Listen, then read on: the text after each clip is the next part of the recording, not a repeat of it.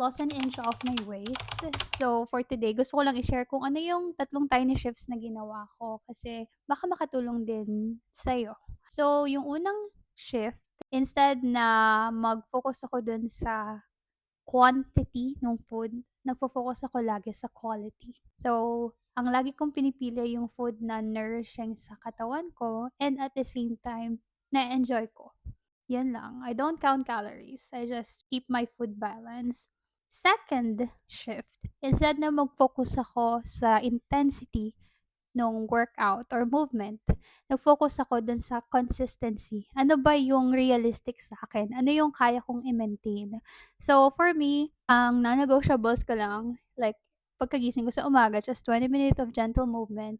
And then, after kumain, 10 minutes of movement. So, it's either naglalakad-lakad lang ako sa loob ng bahay or sa labas, or gawaing bahay lang, just to keep my body moving.